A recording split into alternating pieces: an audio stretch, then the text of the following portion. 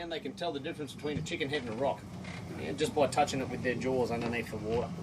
I don't know where, there he is over there. You know why he's there? That's where I park the boat when I feed him.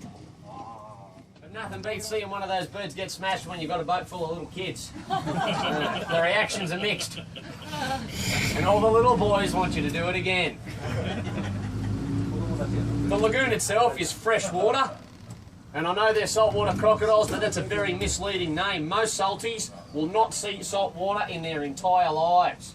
The only reason they're called salties is because they have active salt-excreting glands inside the mouth located on the tongue that allow them to get rid of excess salt when they are in marine environments.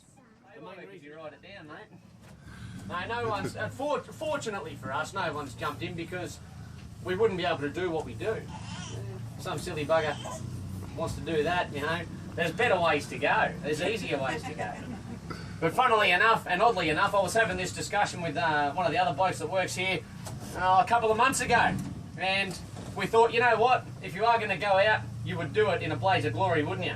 You're not going to just like do it quiet. You're going to go, I'm going to fight a bear. Or I'm going to go jump in and wrestle a tiger.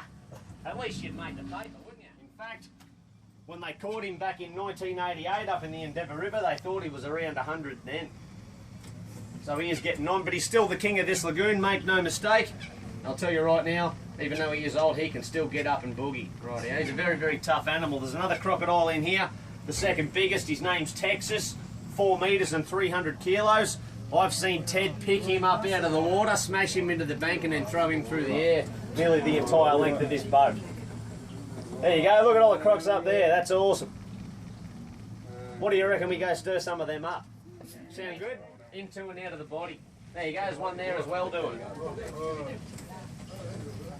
I'll get a bit closer to that one up there for you, that'd make a bloody good photo, I think.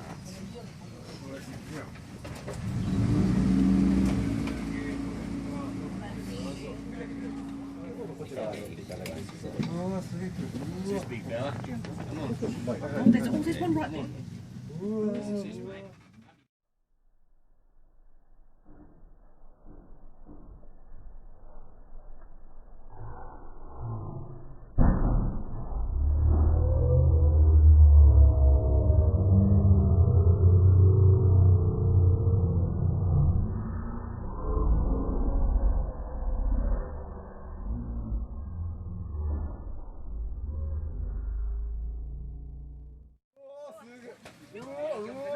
Come on, up you get. So what we're doing here is getting the crocodiles to engage in a natural behaviour. They do this stuff in the wild. It is not uncommon. It is not uncommon for crocodiles to jump for their food and take down prey items like mammals, birds, lizards, snakes, frogs and fruit bats off low-lying branches over creeks, rivers and billabongs. They can jump incredibly high. I'm talking 3/4 of their body length vertically out of the water.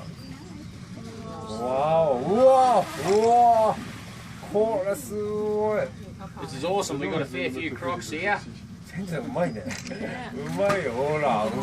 That popping sound that you hear is called a jaw slap. They have the strongest bite pressure of any animal on the planet. On average, the males bite down at about 3,700 pounds of crushing pressure. They can crush a pig skull like it's a paper cup. When they're propelling out of the water like this, they're just using their tails, alright?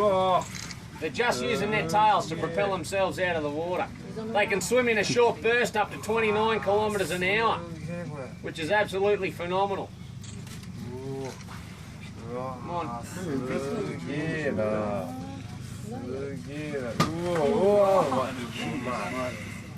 We'll get another couple of jumps and then we'll move around the other side, alright? Come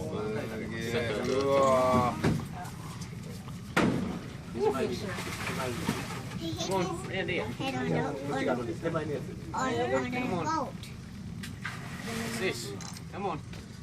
Here we go. Here we go. That's the way.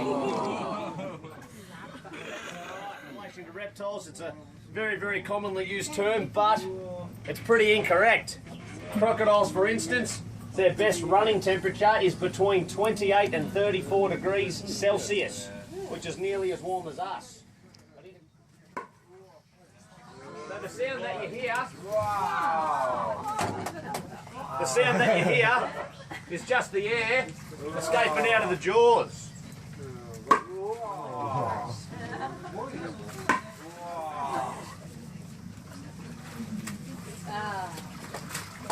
Il attrape le pompon. Ça rend un tournage. Thank you. Well, we got this one back up on land here too. They can jump pretty high on land as well, guys. Come on, what's this? What's this? Up you get. I've seen that one get her entire body and tail off the ground. Come on, mate. Give us another decent jump here. Let's go. Come on. Come on. What's this, boy? Come on.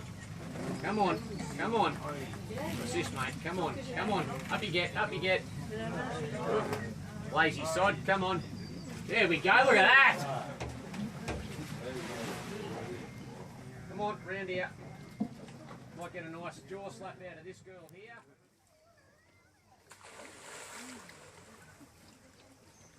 Come on. Let's get a look at you, mate. This is a bit of cowhide, bit of cow skin.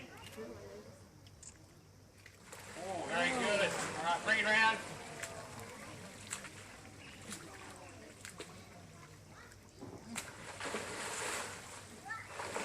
Very good. Come on, let's keep going.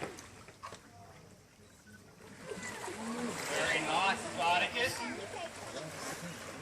So he's a captive animal, so he does need to be exercised like this. They would jump like this in the wild, the things that have overhanging branches.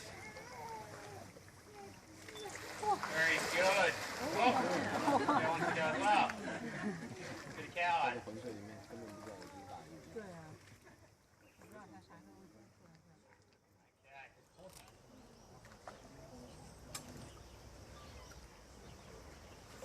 Come on.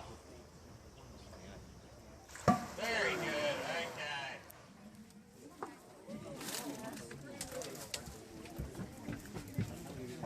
Alright, so I'm feeling pretty lucky today, guys. Are you kidding? We haven't actually done this this year. So we'll see how we go.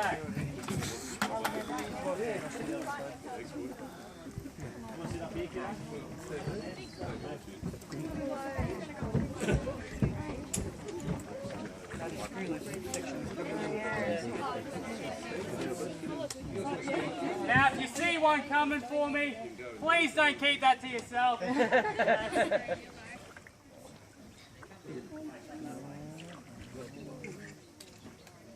Those are big sauces from Hartleys.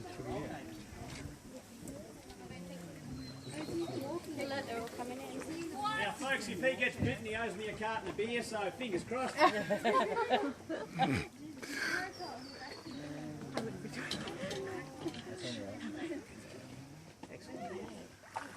Oh, he made it. He's doing. He made it. He's got to get back. Very good. I'm just going to throw out a bit of food. See if any are hungry. As I mentioned, okay, they are a bit less active as we come into the cooler months. So that's why all the freshies are up here on the bank cooling themselves. Now they don't hibernate, okay? It's not hibernation, but it's something similar. Right? Crocodile coming.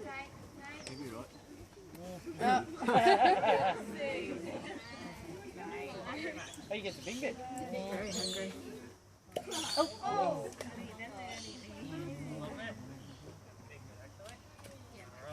Now, can anybody guess the main difference, you know, with myself dealing with these crocodiles, the freshwater crocodiles, as opposed to those salties in that other lagoon? Wouldn't kill me, but it would certainly toughen me up a bit. Do you know how many are in this? But in all seriousness, these guys have not evolved to take down large prey such as myself. They are far more evolved.